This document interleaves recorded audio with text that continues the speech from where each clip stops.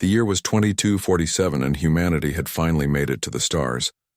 But not everyone was living the dream that people back on Earth imagined. Jake Morrison walked through the lower commercial district of Aurora Station with his hands in his pockets, and his eyes scanning the crowd of humans and aliens moving through the busy marketplace. The station orbited Mars like a giant wheel spinning slowly in the darkness of space, and inside its metal walls over 2 million people called it home. Jake was one of the richest men in the solar system, but right now he looked like any other person in casual clothes wandering through the shops. He had built his fortune after first contact 15 years ago, when alien ships appeared in Earth's orbit and changed everything humans knew about the universe. The Galactic Commerce Federation welcomed humanity with open arms, but Jake quickly realized that welcome came with a price. Earth was the new kid in a galaxy full of ancient civilizations that had been trading and doing business for thousands of years. Humans were cheap labor and everyone knew it. Jake's company Next Gen Industries had created the translation technology that let humans talk to aliens without confusion. His invention made him a billionaire overnight, but more importantly, it gave humanity a fighting chance in galactic markets. Still walking through this district reminded him how far humanity still had to fall. The galactic credit system had destroyed the value of Earth money almost instantly, and millions of families lost everything they had saved. The market district smelled like a mix of human food and alien spices that burned his nose. Vendors from a dozen different species sold everything from synthetic proteins to plasma tools, and Jake watched as humans hurried past with their heads down. Most of them worked long shifts for wages that barely covered rent and food. Aurora Station was expensive, and it kept getting worse as alien corporations bought up more property. That's when Jake saw her. A young black woman stood at a vending station with 2 small children holding her hands. She was trying to return a container of synthetic milk, and Jake could see the exhaustion in her face. The children looked up at their mother with disappointed eyes, but they didn't complain. Jake stopped walking and watched from a distance as the woman spoke to the automated vending system. The machine's voice was cold and mechanical. Return accepted. Credit refunded. Thank you for your patronage. The woman took the small amount of money back and put it in her pocket. She knelt down to talk to her children, and Jake couldn't hear what she said, but he saw her forcing a smile. The little girl, who looked about 6 years old, nodded and took her brother's hand. Jake touched the neural interface behind his ear and pulled up the station's public registry. He felt a little guilty about accessing someone's information without permission, but he needed to know. Her name appeared in his vision along with basic details. Maria Phillips, age 32. Occupation maintenance engineer. Residence level 47, subsection D. Husband deceased. 2 dependents. He dug deeper into the records and found the story that made his jaw tight with anger. Her husband, Derek Phillips, had died 2 years ago in a mining accident on Titan, one of Saturn's moons. The galactic mining corporation that employed him ruled it human error and paid Maria almost nothing in compensation. It was a common story. Alien corporations knew humans were desperate for work, and they used that desperation against them. Maria worked 3 shifts across different parts of the station doing maintenance on air, filtration systems, and water recyclers, dangerous work that kept the station running, but paid barely enough to feed 2 growing children. Jake watched as she led her kids away from the vending station toward the exit. He followed at a distance, keeping them in sight. An alien merchant at a nearby stall noticed Maria and her children walking past. The merchant was Voskaari, a species that looked like tall purple lizards with 6 arms. The Voskaari made a gesture with 2 of his hands that Jake recognized as their version of laughing. The alien spoke in heavily accented English. Humans breed beyond their means. Too many mouths cannot feed. Another alien customer at the stall made a clicking sound that might have been agreement. Jake felt heat rising in his chest, but he controlled it. Getting angry wouldn't help. He had learned over the years that real change required strategy, not emotion. Still, the casual cruelty bothered him more than he wanted to admit. He watched. Maria and her children disappear into a transit tube that would take them down to the lower levels where rent was cheaper and conditions were worse. Jake stood there for a long moment thinking about what he had just witnessed. This wasn't the first time he had seen humans struggling on Aurora Station. It happened every day in every corner of the solar system. Humanity had reached the stars only to discover they were at the bottom of a very tall ladder. Back on Earth, politicians made speeches about humanity's bright future among the stars they talked about, partnership and cooperation with alien civilizations. But here on Aurora Station, the reality was different. Humans did the dangerous jobs. Humans worked the longest hours. Humans died in accidents that were ruled their own fault. And humans like Maria returned milk because feeding their children was a luxury they couldn't always afford. Jake turned away from the market and walked toward the transit station, his penthouse. Apartment was in the elite sector where successful humans and wealthy aliens lived in comfort. He could go home and forget what he saw. He had earned his wealth through hard work and innovation. Nobody could say he didn't deserve it. But something about Maria's face stayed with him. The way she smiled at her children even when she had nothing to give them. The dignity she maintained even when returning milk at a vending station. Humanity deserved better than this. Jake had been thinking about this problem for months. He had money and influence, but individual charity wouldn't fix a broken system. What humanity needed was economic power. They needed to stop being the cheap labor that alien corporations exploited. They needed to organize and fight back not with weapons, but with the one thing that mattered in the Galactic Federation, which was credits. Jake made a decision as he stepped into the transit tube tomorrow. He would start making calls. He would gather his most trusted people and present them with an idea he had been developing in secret. It was risky and it might fail, but doing nothing was no longer an option. Maria Phillips and her children deserved a chance at something better. And if Jake Morrison had anything to say about it, they were going to get that chance. Jake Morrison didn't sleep well that night. His penthouse apartment had floor-to-ceiling windows that showed the red surface of Mars below and the stars beyond, but he barely noticed the view. He sat in his office reviewing files on his holographic display, and the more he read, the angrier he became. Maria Phillips was just one story among millions, but her story represented everything wrong with humanity's place in the Galactic Federation. He pulled up the accident report from Titan Derek. Phillips had been working in a deep ice mine extracting water for processing when a support beam failed. 3 humans died that day, including Derek. The Galactic Mining Corporation investigated itself and concluded that Derek had ignored safety protocols. They paid Maria 10,000 galactic credits, which was barely enough to cover funeral costs and 2 months' rent. Jake dug deeper and found the real story buried in technical reports. The support beam failed because the corporation used cheap materials that couldn't handle Titan's extreme cold. They knew the beams were defective, but replacing them would cost money. So they blamed the human workers instead. It was cheaper to pay death benefits than to fix safety problems, and because humans were new to the Federation, they had no legal precedent to fight back. Maria had tried. Jake found court records showing she filed a wrongful death lawsuit.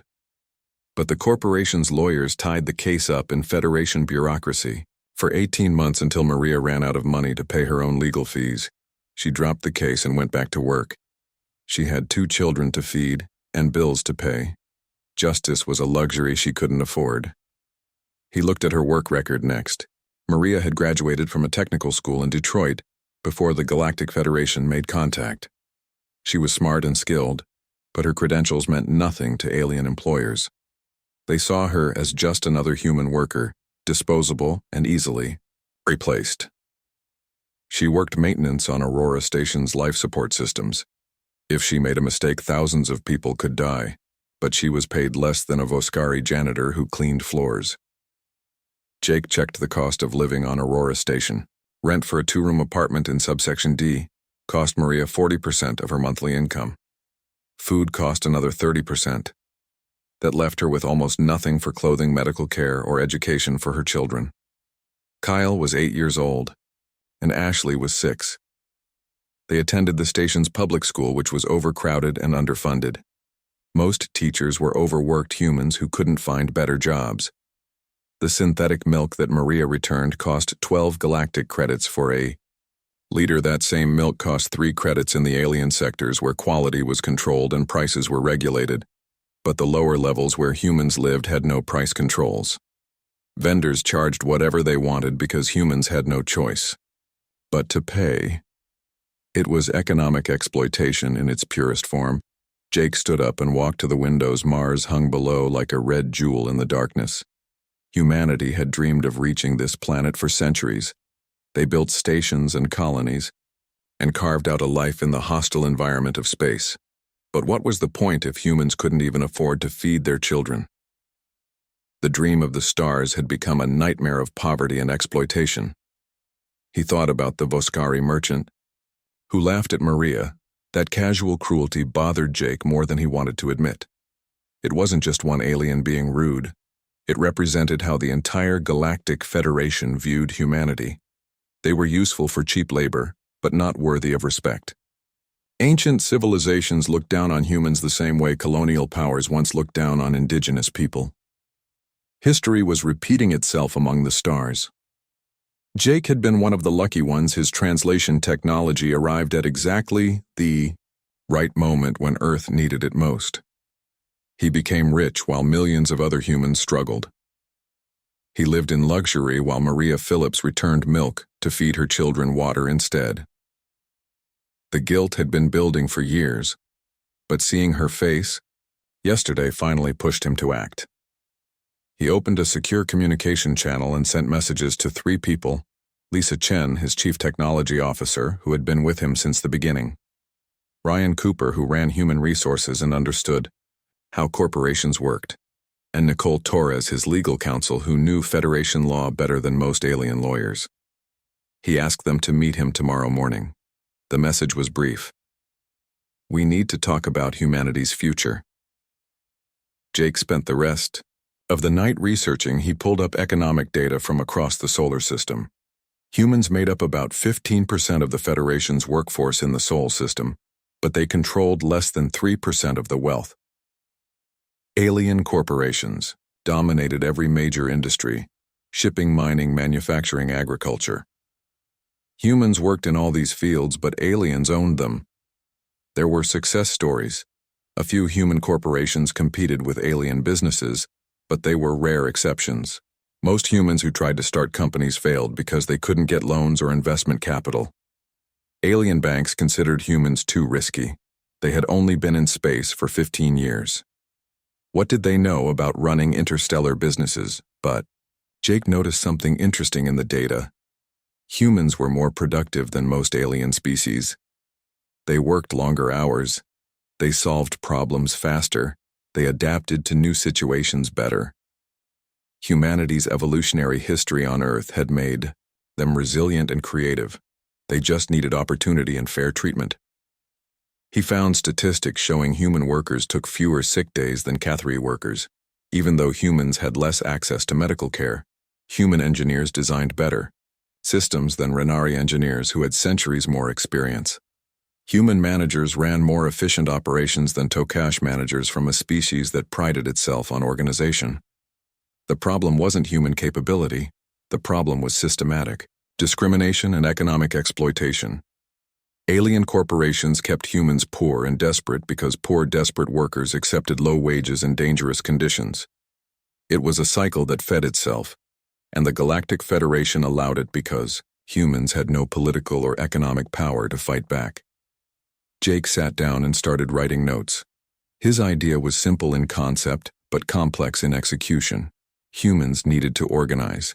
They needed to pool their labor and create their own economic power. If enough humans refused to work for exploitative alien corporations, those corporations would be forced to negotiate. Supply and demand worked the same way across the galaxy, but it required massive coordination. Humans were scattered across dozens of stations and colonies. They spoke different languages and came from different cultures. Many of them were too scared to risk their jobs. Others didn't believe change was possible. Convincing millions of humans to trust each other and Work together would be the hardest part. Jake needed a symbol. He needed someone who represented the struggle that ordinary humans faced every day. Someone authentic and relatable. Someone who could speak to humans across the solar system and make them believe that change was possible. He needed someone like Maria Phillips. The sun rose over Mars and filled Jake's office with orange light. He hadn't slept, but he felt energized. Today, he would present his plan to his closest advisors. If they agreed to help him, then tomorrow he would find Maria and make her an offer that would change both their lives. It was crazy and risky and might fail completely. But Jake Morrison hadn't become a billionaire by playing it safe. He had succeeded by seeing opportunities that others missed, and right now he saw an opportunity to change humanity's future. Lisa Chen arrived first at Jake's office the next morning carrying 2 cups of coffee. She was a small woman with sharp eyes who had helped Jake build NextGen Industries from nothing into one of humanity's most successful companies. She set 1 cup on his desk and studied his face. "You look terrible. Did you sleep at all?" Jake took the coffee and shook his head. "Been working on something. Wait until the others get here." Lisa sat down and didn't push for more information. She had learned over the years that Jake got obsessed with ideas and there was no point rushing him. Ryan Cooper showed up 10 minutes later. He was a big man who used to work in labor organizing back on Earth before the Galactic Federation arrived. He understood how workers thought and what motivated them to take risks. "Morning. This better be important because I canceled 3 meetings." Nicole Torres was last to arrive. She carried a tablet and was already reviewing legal documents. "Whatever you're planning, I hope it's legal. I don't feel like arguing with Federation courts today." She was the best lawyer Jake had ever met, and the only human who had successfully sued a Cathari corporation and won. Jake waited until everyone had coffee and then activated his holographic display. The image of Aurora Station appeared floating above his desk. "We need to talk about what humanity has become in the Galactic Federation." He started showing them statistics. Human wages compared to alien wages. Human workplace deaths compared to alien deaths. Human poverty rates. The numbers painted a grim picture. Lisa frowned. "We know the situation is bad. Everyone knows. What's your point?" Jake changed the display to show a new image. It was there, a logo Terra Collective written in simple letters. "My point is, we're going to fix it." He explained his plan. Humans needed economic leverage.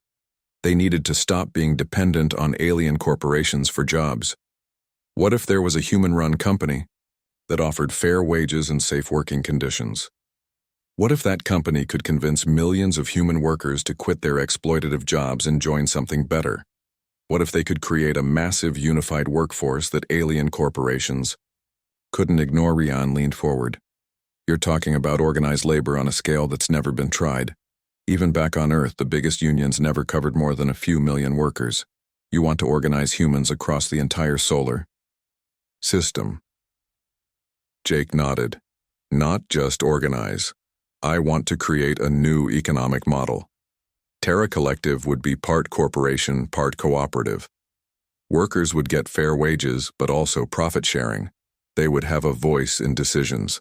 And most importantly, they would have protection from the kind of exploitation that's become normal."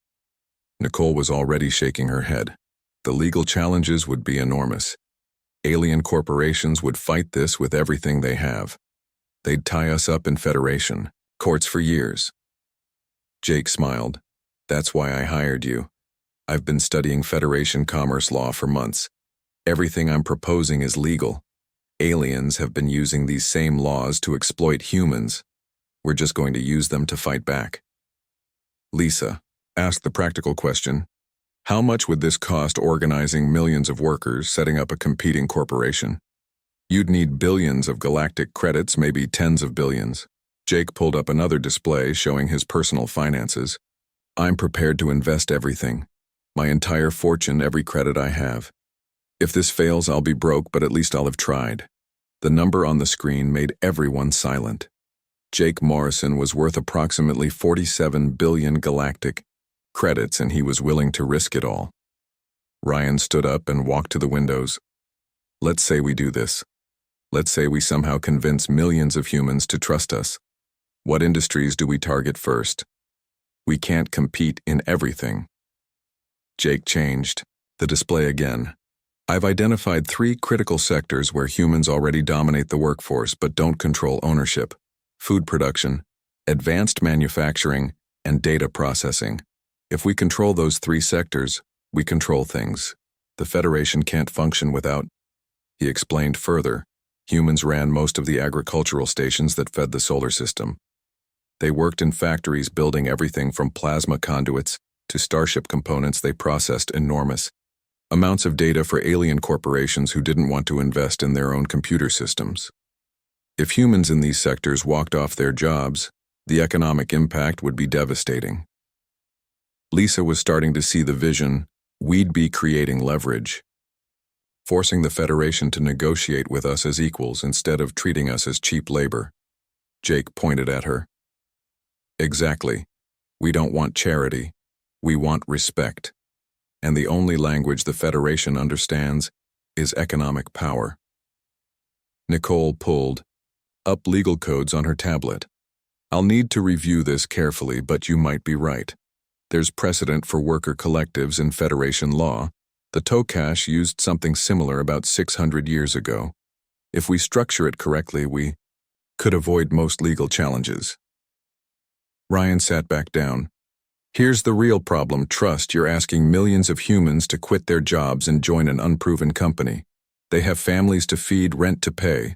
What happens if this fails and they're unemployed?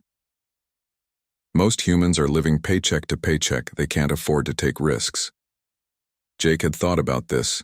That's why we need a symbol. We need someone who represents the average human worker. Someone authentic who can talk to people and make them believe, not a billionaire like me. Someone who's lived the struggle. He pulled up an image of Maria Phillips and her children. The room went quiet. Jake told them about seeing Maria return milk at the market. He showed them her work record and her husband's death report. He explained how she represented millions of humans who worked hard but couldn't get ahead. I want to hire her as director of operations for Terra Collective. Ryan looked skeptical. She's a maintenance engineer. No offense to her, but running a massive corporate operation requires experience she doesn't have. Jake shook his head. I'm not hiring her to run spreadsheets. I'm hiring her to be the face of this movement. Someone workers can relate to, someone who knows what it's like to struggle. We'll handle the technical details. She'll handle the human element. Lisa asked, does she know about this? Jake smiled. Not yet. I'm going to talk to her today. Offer her 500,000 credits per year plus benefits, enough to change her life immediately.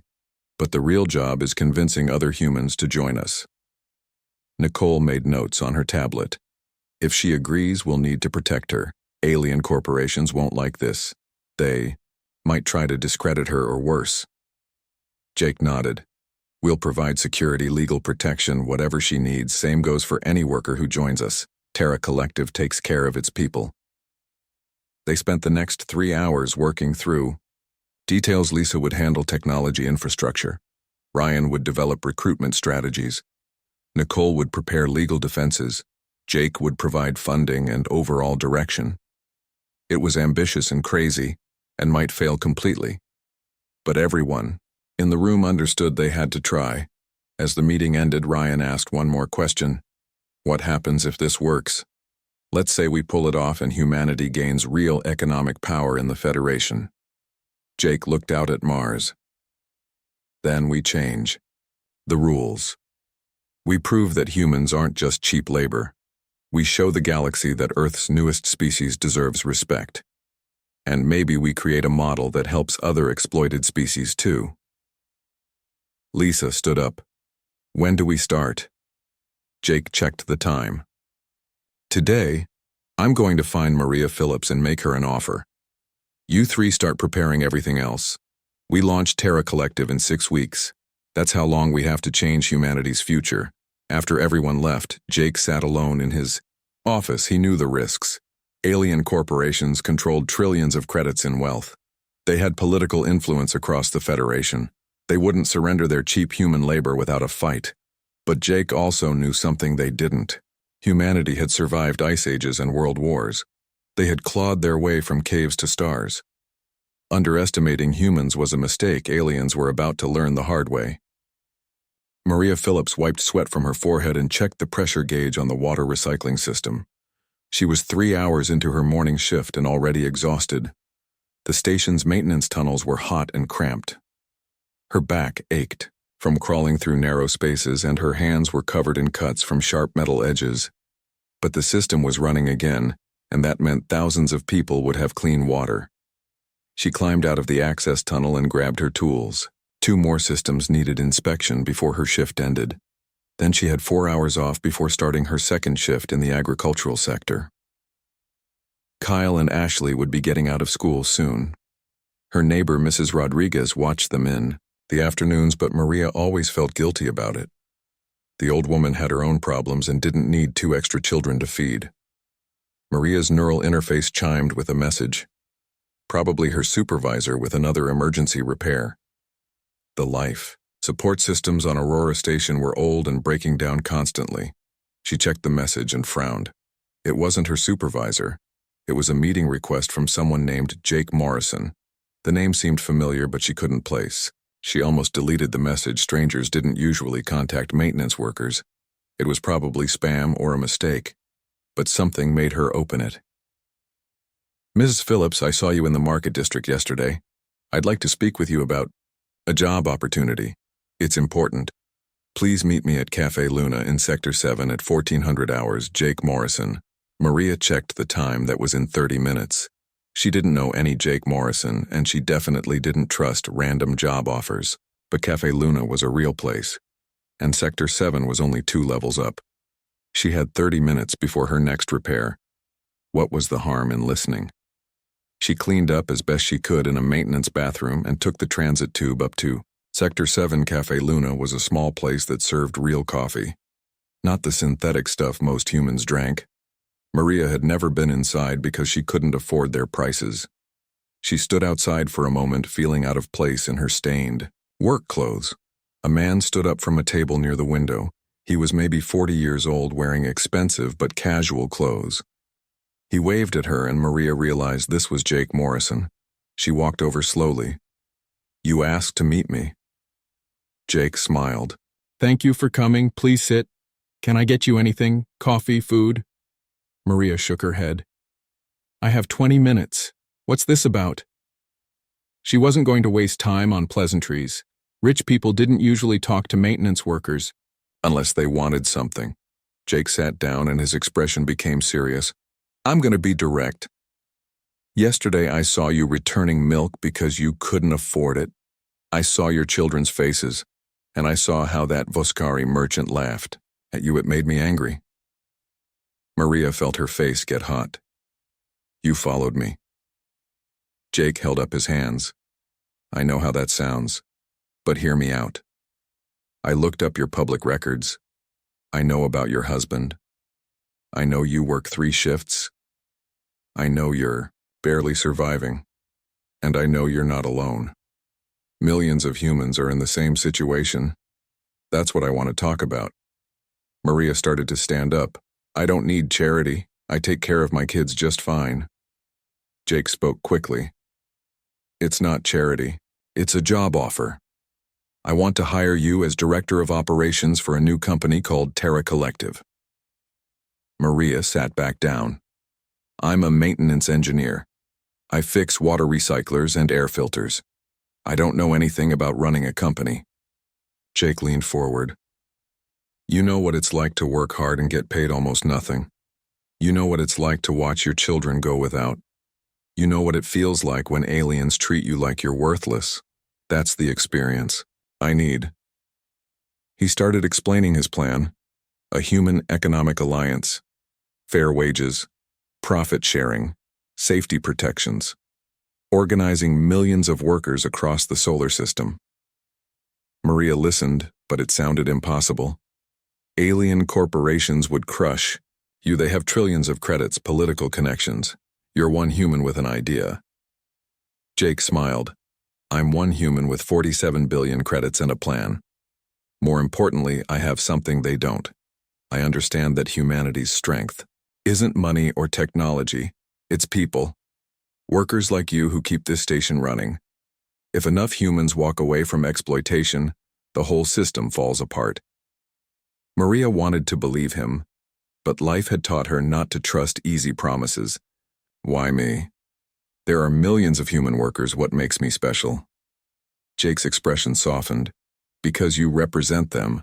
You're not a corporate executive or a politician. You're a mother trying to feed her children. When you talk, people will listen because you've lived what they're living. He pulled out a tablet and showed her a contract.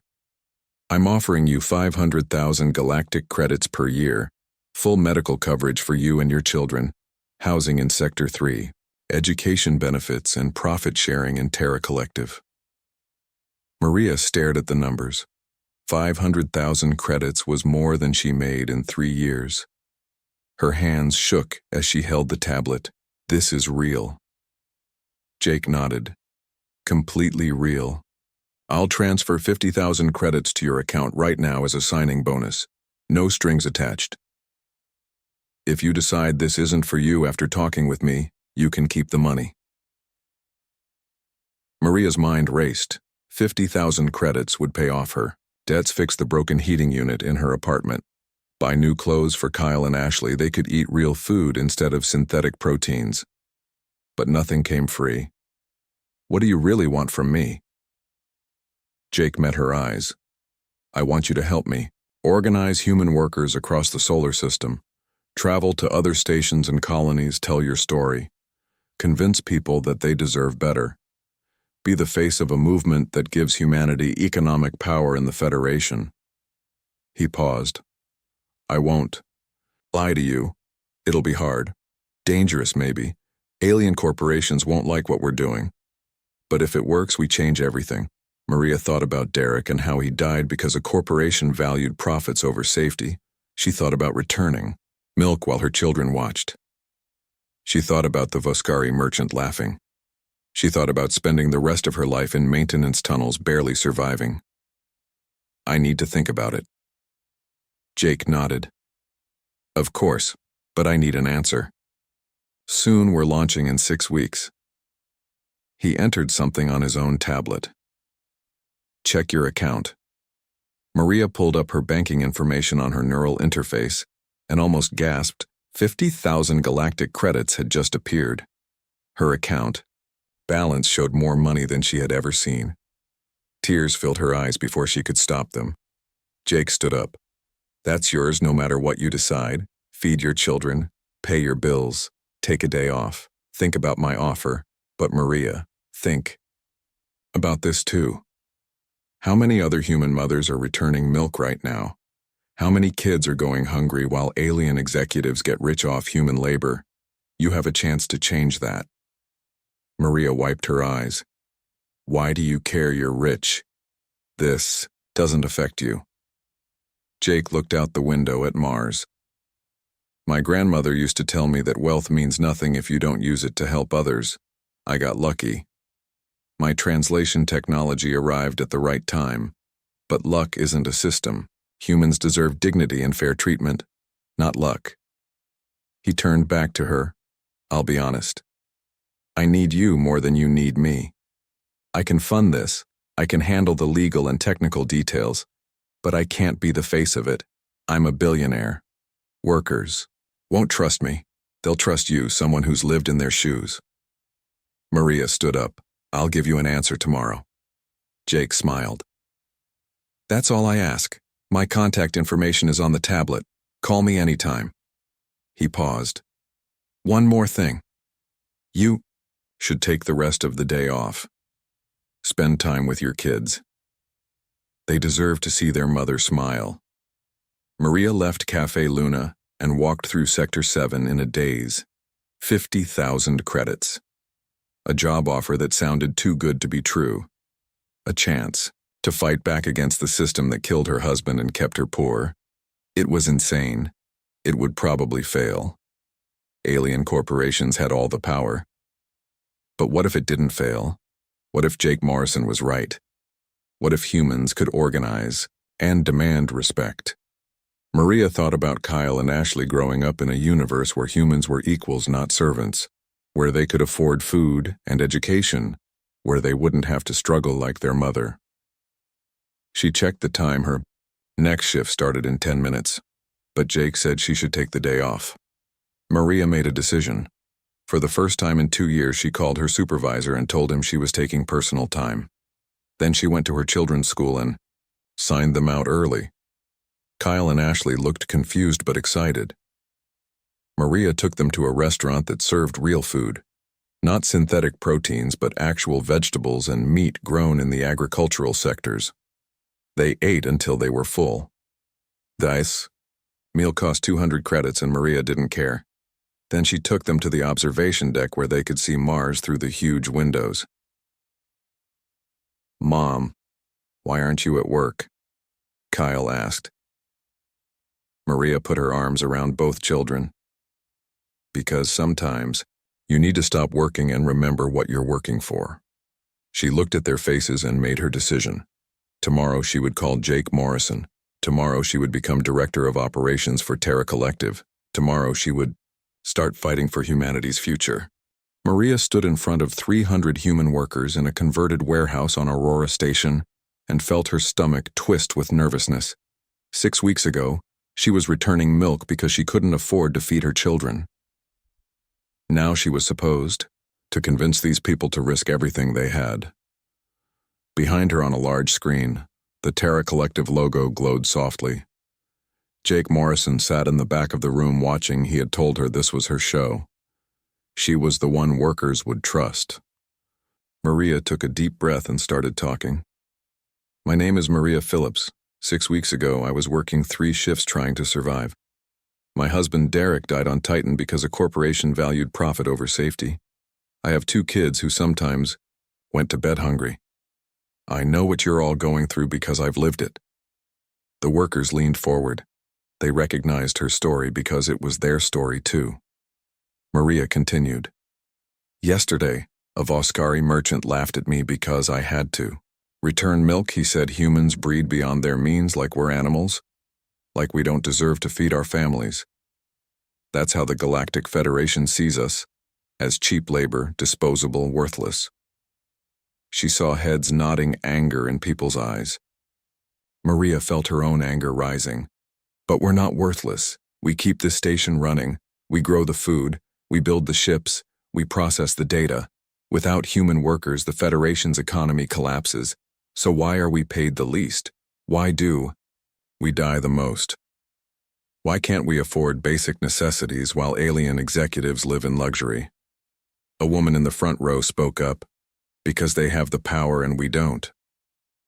Maria nodded. "Exactly, but power isn't permanent. It's something we can take back. That's what Terra Collective is about. We're offering you fair wages, triple what you make now, profit sharing, so you benefit when the company succeeds, safe working conditions with real oversight, protection from exploitation." A man raised his hand. "This sounds great, but what's the catch? Why would any company pay us 3 times more?" Maria smiled. "Because we're worth it. Humans work harder and smarter than most alien species. We're more productive. We solve problems faster. We've been undervalued not because we lack ability, but because we lack unity. Terra Collective changes that." Another voice from the back. "What happens when alien corporations fight back? They'll crush this." Maria looked at Jake and he stood. "There. I'm Jake Morrison. I built NextGen Industries and I've spent months studying Federation commerce law. Everything we're doing is completely legal. Alien corporations have been using these laws to exploit you. We're using the same laws to fight." "Fighter." Jake walked to the front and displayed financial projections. "I'm investing everything I have, 47 billion credits into Terra Collective. We've already secured contracts in food production, advanced manufacturing, and data processing. Companies that will pay fair prices for quality work. We're not asking you to sacrifice. We're offering you opportunity. The questions continued for another hour. Maria answered most of them, with Jake providing technical details. Slowly, the mood in the room shifted from skepticism to hope. At the end of the meeting, 207 workers signed contracts. It was a start. Over the next 6 weeks, Maria became the face of a growing movement. She traveled to Luna, where humans mined helium-3 from the surface. She spoke in packed halls and small gatherings. She told her story again and again. She showed people that change was possible. Jake provided transportation and security, but Maria did the hard work of convincing people to trust on Titan. She met workers who remembered Derek. They told her stories about her husband's kindness and work ethic. They showed her the mine where he died and the memorial that other workers had built. Maria stood there crying while 100 miners watched. Then she told them about Terra Collective and how they could honor Derek's memory by fighting for better conditions. 90% of Titan's human workforce signed on that day. At Ganymede Agricultural Station, Maria spoke to farmers who grew food for the solar system. They worked 16-hour days during growing seasons and barely made enough to feed themselves. She explained profit sharing and how they would own part of what they produced. The idea of ownership resonated. Farmers understood value, and they understood being exploited. Within 2 weeks, the entire agricultural sector on Ganymede joined Terra Collective. Not everyone was convinced. Maria faced angry crowds who called her a fraud. They said she was just a front for another rich person trying to control workers. She met people who were too scared to risk their jobs. They had families and responsibilities. Quitting to join an unproven company felt like gambling with their children's futures. Maria understood their fear. She had felt it too. But she also knew that fear was how the system kept them trapped. So she kept talking, kept traveling, kept showing her bank statements to prove the money was real. She brought Kyle and Ashley with her. Sometimes let people see that this was about families and futures. Jake's team worked behind the scenes. Lisa Chen built the technology infrastructure that would coordinate millions of workers across dozens of stations. Ryan Cooper developed training, programs, and management structures. Nicole Torres fought legal battles with alien corporations who tried to stop them through bureaucratic challenges. The alien corporations noticed executives from the Voskayari Trade Consortium demanded meetings with Federation officials. They claimed Terra Collective violated trade agreements. Nicole responded with 300 pages of legal precedents showing they violated nothing. The Zithrak Manufacturing Guild tried to blacklist human workers, who joined. Jake responded by offering those workers premium positions with signing bonuses. Maria received threats, anonymous messages telling her to stop or face consequences. Jake hired security, but Maria refused to hide. She increased her public appearances, did interviews with news services that broadcast across the solar system. The more visible she became, the harder she was to silence. 3 months after launch, Terra Collective had recruited 800,000 human workers.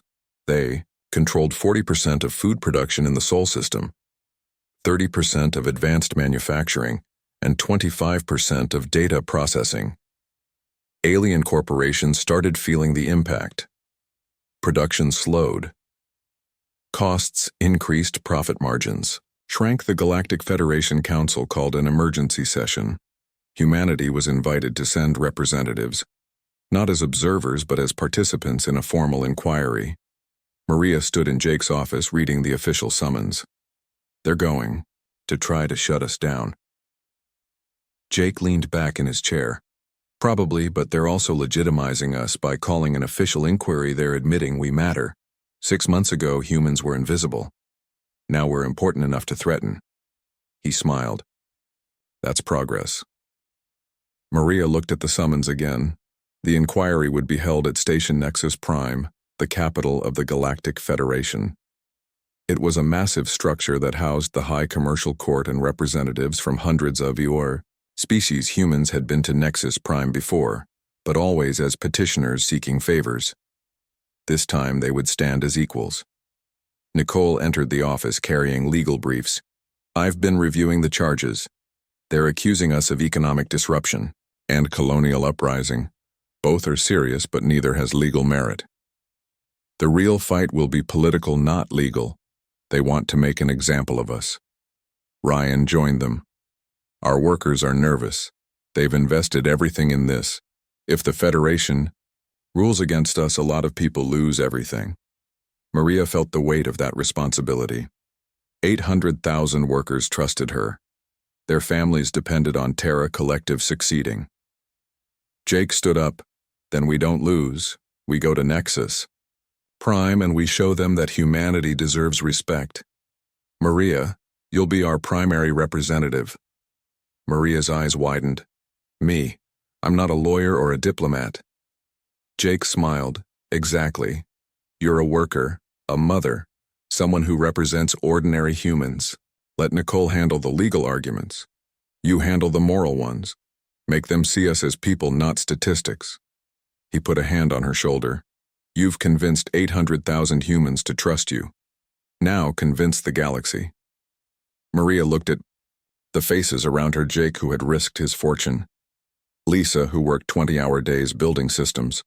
Ryan, who believed in workers' rights. Nicole, who fought legal battles against impossible odds. They all believed in what they were building. More importantly, they believed in her. She thought about Derek and how he died for nothing. She thought about Kyle and Ashley and the future they deserved. She thought about the Voskari merchant laughing at human poverty. She thought about every worker who had signed on hoping for something better. When do we leave? Maria asked.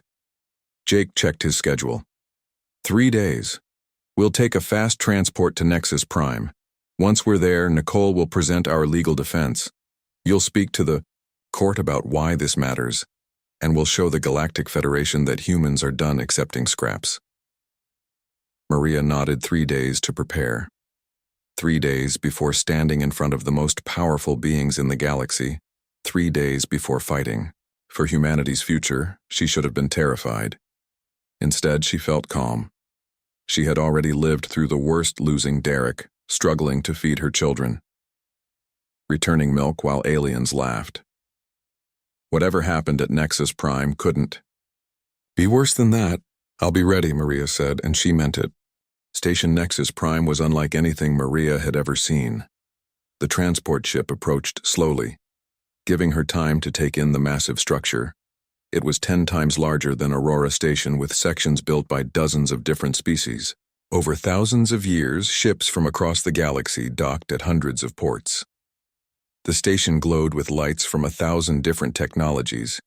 Jake stood beside her at the observation window. Impressive, isn't it?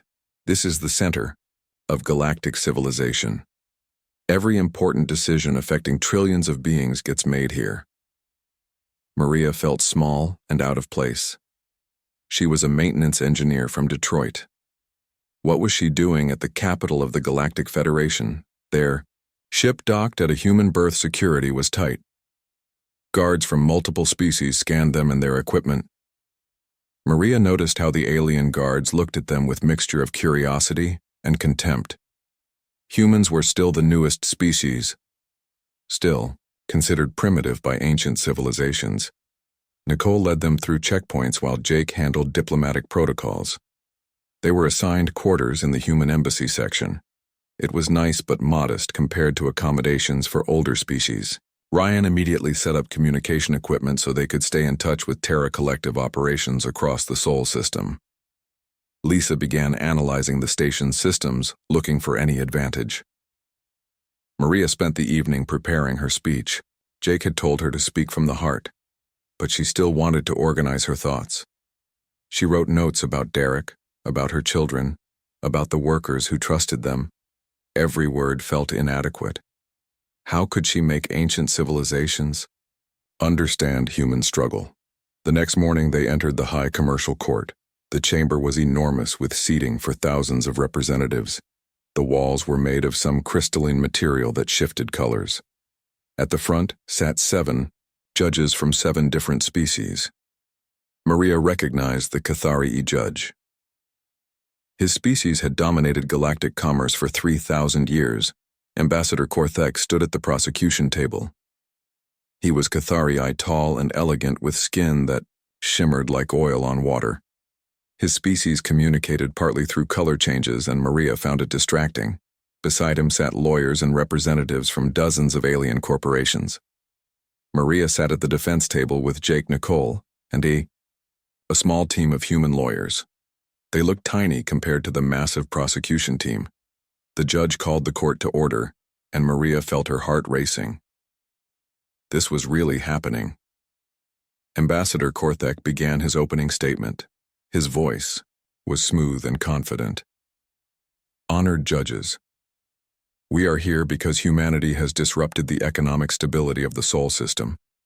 Terra Collective has encouraged worker uprising, violated established business practices, and threatened the prosperity that the Federation has built over millennia. He displayed holographic evidence statistics showing production slowdowns, alien corporations losing profits, market instability. He made it sound like humans were destroying civilization. These actions cannot be tolerated. Humanity is the youngest species in the Federation. They lack the wisdom and experience to understand the consequences of their behavior. Korthek's colors shifted to deep blue, which Maria had learned meant confidence. We request that the court dissolve Terra Collective, return all workers to their previous employers, and impose restrictions on human labor organization. This is necessary to maintain order and protect the greater good of the Federation. When he finished, the courtroom buzzed with conversation. Representatives from alien corporations nodded in agreement. Maria felt sick. Korthek made them sound like criminals. He made fair wages and safe conditions sound like radical extremism. Nicole stood up for the defense. She was calm and precise. Honored judges, let's be clear about what's actually happening. Terra Collective has broken no laws. We have violated no agreements. Everything we've done is legal under Federation commerce regulations. She displayed her own evidence, the same laws that alien corporations use to establish monopolies, the precedents for worker collectives from other species, the regulations protecting free commerce.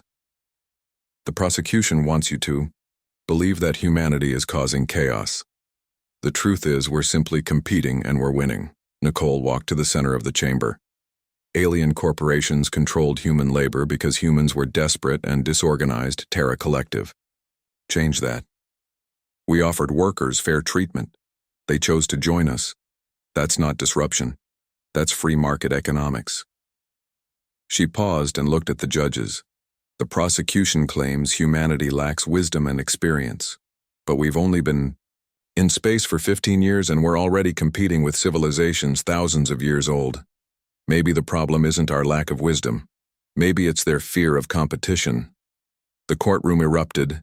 Alien representatives shouted objections. Korthek's colors flashed red. The Cathari judge called for order. Maria watched as Nicole calmly returned to her seat. She had just accused the most powerful species in the galaxy of being afraid of humans. The trial continued for 3 days. Witnesses testified from both sides. Alien executives complained about losing workers and profits. Human workers testified about exploitation and abuse. Nicole methodically destroyed every legal argument the prosecution made. She cited precedent. After precedent showed contracts and agreements, proved that Terra Collective operated within the law. But Maria could see it wasn't enough. The judges listened politely, but their expressions showed doubt. This wasn't really about law, it was about power. The Galactic Federation couldn't allow humans to succeed because it would threaten the entire system. On the 4th day, the judge announced that Maria would be allowed to make a statement. Nicole had arranged this. She believed that emotional appeals might work where legal arguments failed. Maria walked to the center of the chamber, feeling every eye on her. She wore simple clothes, not the formal robes that alien representatives wore. She wanted to look like what she was, a worker. Maria began speaking. Her voice shook at first but grew stronger. My name is Maria Phillips. I'm 32 years old. I have 2 children. I'm not a lawyer or a diplomat. I'm just a person trying to feed my family. She told them about Derek's death, about working 3 shifts, about returning milk while her children watched, about the Voskari merchant who laughed. That merchant said humans breed beyond their means like we're animals. But we're not. We're people. We work hard. We raise our children. We dream about better futures, just like every species in this chamber. Maria's voice grew passionate. You say humanity is young and inexperienced. Maybe that's true. We've only been in space 15 years. But we've learned fast. She walked closer to the judges. We learned that the Galactic Federation doesn't value all species equally. We learned that fair treatment isn't given, it's taken. We learned that ancient civilizations can be just as cruel as any primitive culture on Earth. The chamber went silent. Maria continued. You want to dissolve Terra Collective because it threatens your comfort. Because paying humans fairly cuts into profits. Because seeing humans succeed challenges your belief that we're inferior. She displayed images on the holographic screens, human workers in dangerous conditions, families living in poverty, children going hungry. This is what your system created. Humans dying in mines. Humans working 20-hour shifts. Humans choosing between food and medicine, and when we organize to change this, when we demand basic dignity, you call it disruption. Maria's voice broke with emotion. My husband died because a corporation cared more about money than safety. How many more humans have to die before you acknowledge we deserve better? She looked directly at Ambassador Korthek. You say humanity lacks wisdom, but we know one truth that you seem to have forgotten. All intelligent beings deserve respect. All workers deserve fair treatment. All families deserve security. That's not radical. That's basic morality. Maria walked back toward her table. If you dissolve Terra Collective, you prove that the Federation's claims about equality are lies. You prove that power matters more than justice. But if you let us continue, if you acknowledge that humans deserve the same rights as every other species, then maybe the Federation actually means something. She sat down the chamber, was completely silent. Maria felt drained. She had said everything she needed to say. Now it was up to the judges. Ambassador Korthek stood to respond, but his colors were uncertain, not the confident blue from earlier.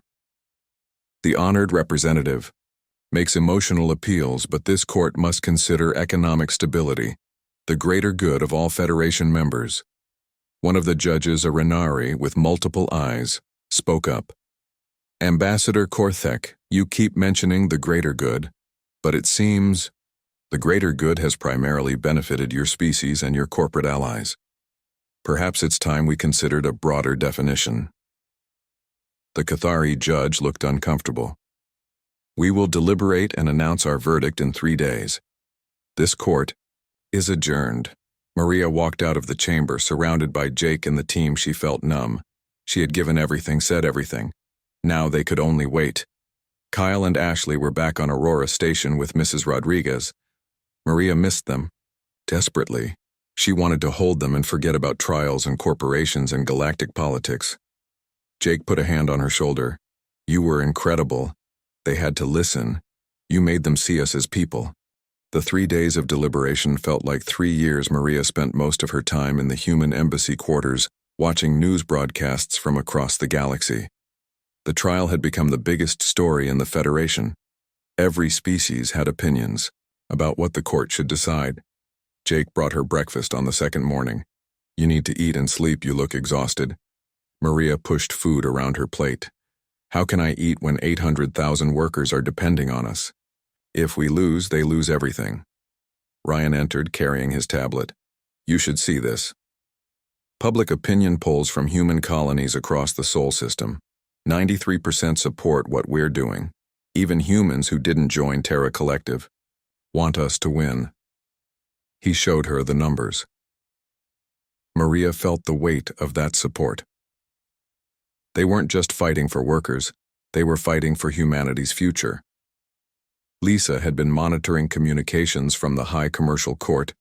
The judges are divided. 3 support us. 2 oppose. 2 are undecided. It's going to be close.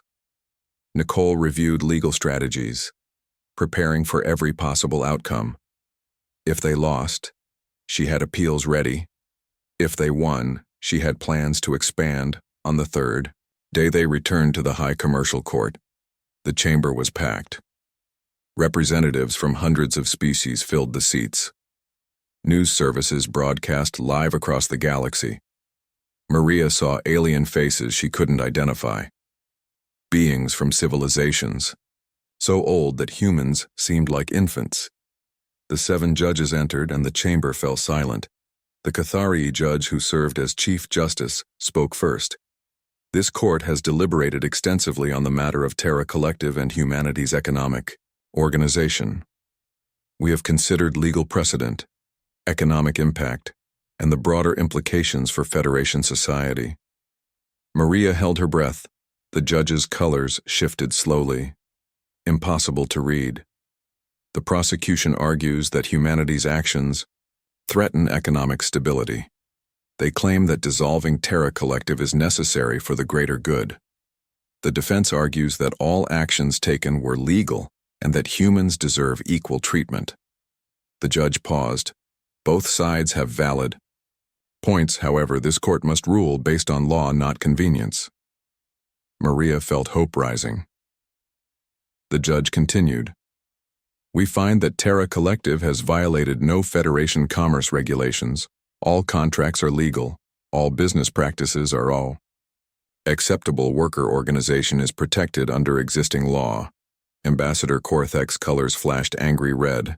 The judge raised a hand for silence. However, we also find that the current system has indeed treated humanity unfairly. Evidence presented shows clear discrimination in wages, working conditions, and legal protections. This disparity violates the Federation's founding principles of equal treatment for all sapient species. The chamber erupted in conversation. Alien representatives argued loudly. Human observers cheered. The judge called for order. This court hereby rules that Terra Collective may continue operations without restriction. Furthermore, we are establishing the species equality mandate. Holographic text appeared above the judges. Effective immediately, all species within Federation territory must receive equal pay for equal work. Any corporation found exploiting workers based on species will face penalties, including loss of Federation business licenses and criminal prosecution of executives. Maria couldn't believe what she was hearing. They won. But more than that, they changed the law. The species equality mandate would protect not just humans, but any species that faced discrimination. Jake grabbed her hand and squeezed. Nicole was already making notes. This was bigger than anyone expected. The judge wasn't finished. We acknowledge that implementing this mandate will cause economic disruption. However, justice delayed is justice denied. Corporations have 90 days to comply. This court will establish an oversight committee to monitor enforcement. He looked directly at Maria. We invite human representatives to serve on this committee. Your experience will be valuable, Ambassador. Korthek stood up. His colors were dark purple, which Maria had learned meant rage barely controlled. This decision is unprecedented. It undermines centuries of established practice. The Cathari delegation formally objects. The judge's colors shifted to bright red. Your objection is noted and dismissed. This court serves justice, not tradition. If established practices violate Federation principles, then those practices must change. He struck his gavel. This court is adjourned. Maria sat stunned while chaos erupted around her. Alien representatives argued. Some species cheered while others protested. News services rushed to file reports. Jake pulled her up. We need to get out of here before the press overwhelms us. They fought. Through crowds of reporters shouting questions, security helped them reach the embassy section. Once inside, Maria collapsed on a couch. We won. We actually won. The words felt unreal. She had prepared herself for failure, for having to tell. 800,000 workers that she failed them. Nicole was already on communication channels. I'm getting reports from across the galaxy. Dozens of species are celebrating. The Tokash Workers Union just sent congratulations.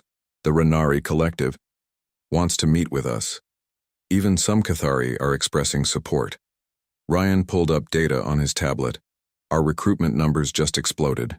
We have 3 million applications from human workers across the Sol system. Another 2 million from alien workers who were also being exploited.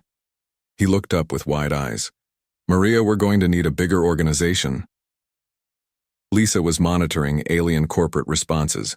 Major corporations are scrambling. Their stock values are dropping. They're calculating compliance costs. Some are threatening to leave the Sol system, but they won't. There's too much money here. Jake opened a bottle of something expensive that he'd been saving to Maria Phillips, who stood in front of the galaxy and demanded justice. They raised glasses. Maria felt tears on her face.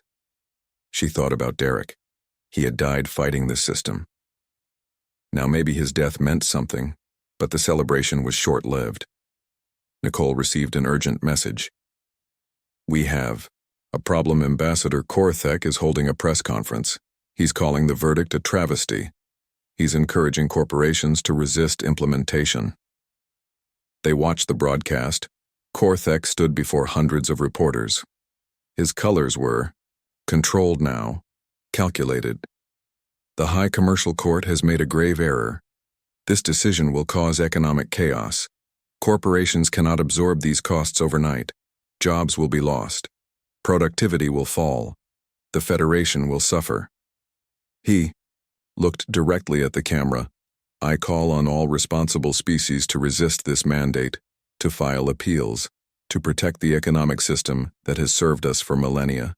Humanity may have won in court today, but they will lose in the market. Maria felt cold. He's declaring economic war. Jake nodded grimly.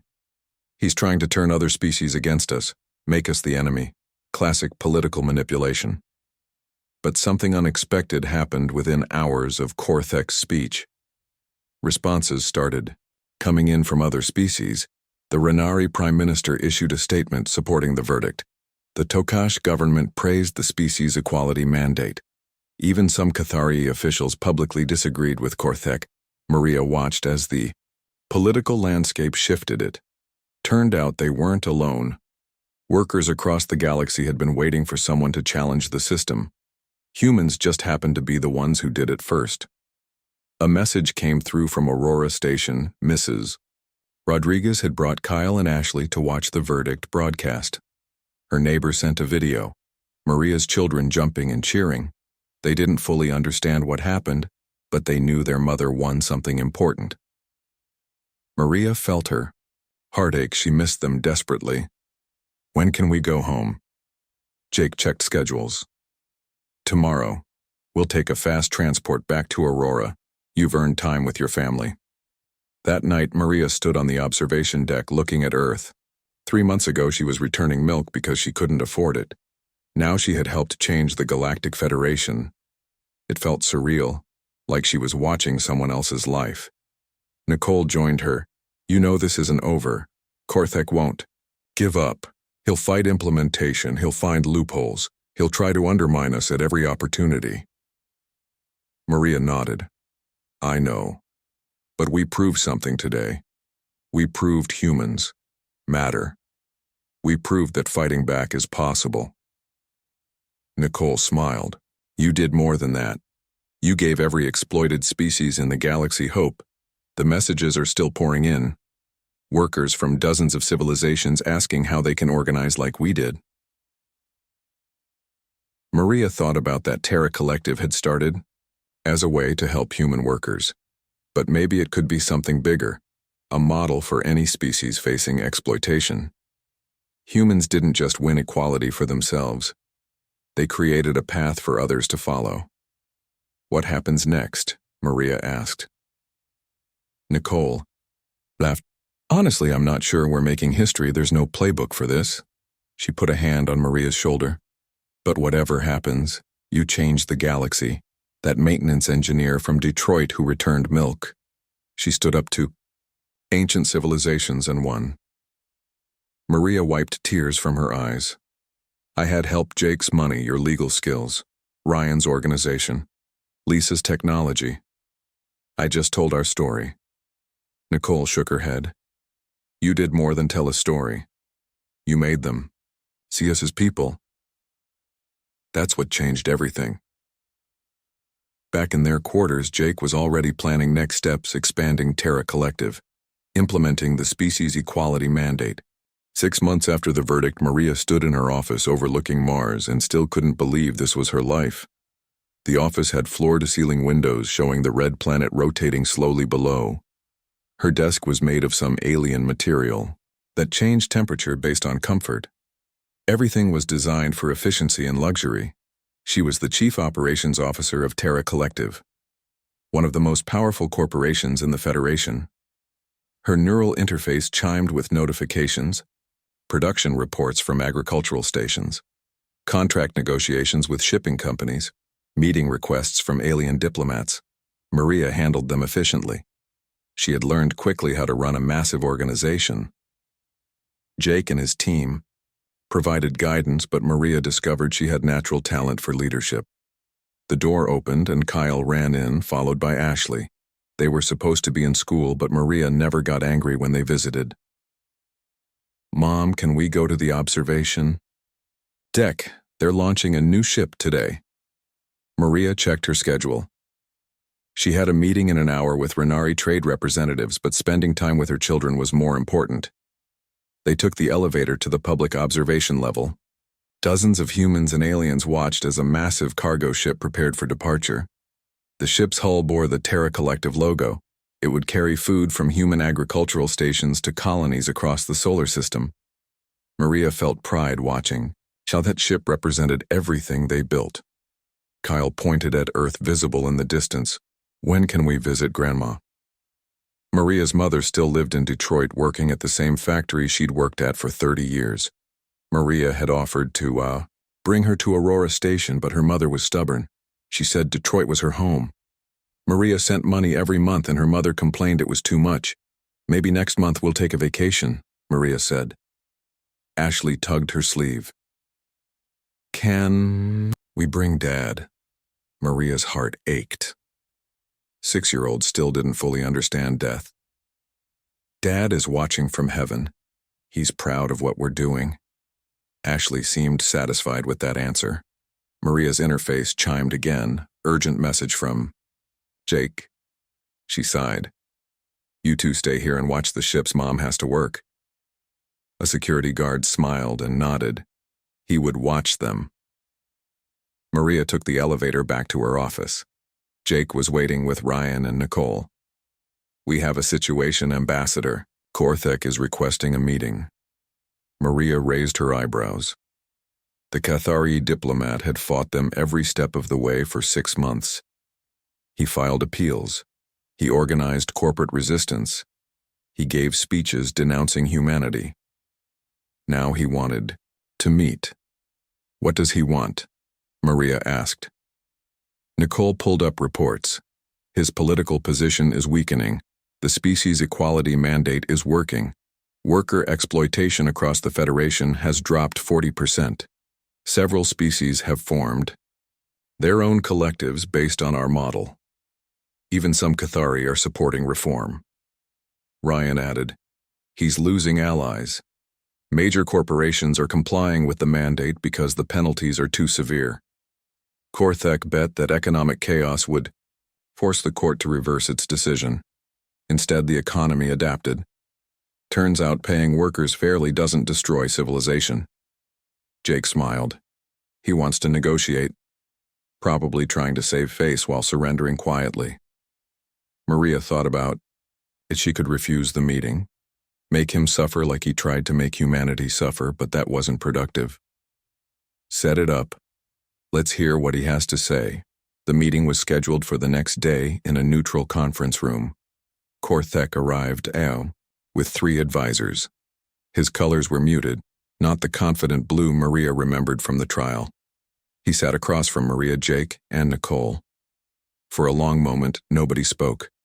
Finally, Korthek began, "I came to discuss the implementation of the species equality mandate in Cathari territories." His voice was stiff formal. "My government acknowledges the court's ruling. We are prepared to comply fully." Maria waited. There had to be more. Korthek continued. "However, we request assistance. The Cathari have operated under traditional systems for 3,000 years.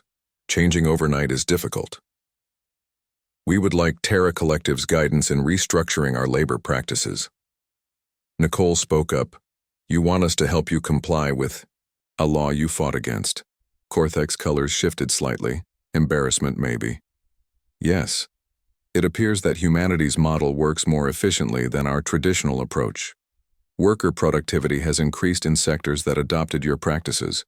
Costs are actually lower in the long term." Jake laughed. "You're admitting we were right."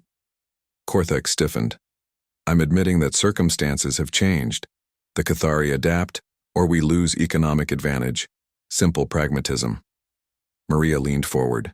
"What exactly are you offering?" Korthek displayed a contract. "We want to hire Terra Collective as consultants. Help us restructure our labor systems across Cathari space. In exchange, we offer exclusive trade agreements, technology sharing, and political support in the Federation Council."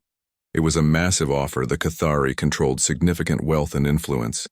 Having them as allies instead of enemies would transform Terra Collective's position. But Maria didn't trust easily. "Why should we help you? You called us primitive.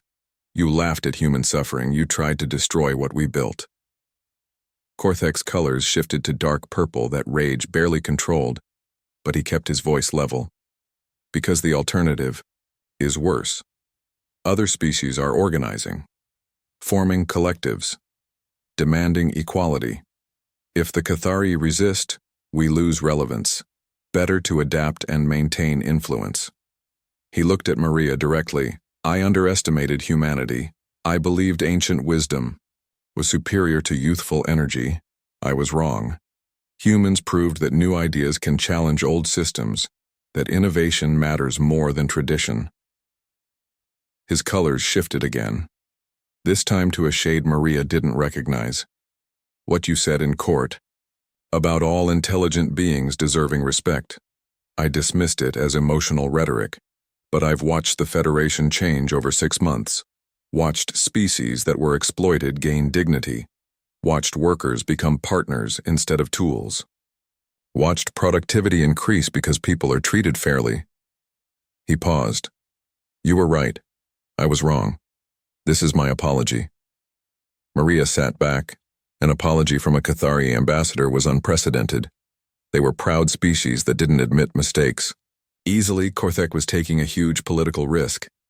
Jake caught her eye and nodded slightly. "They should accept. We'll help you," Maria said.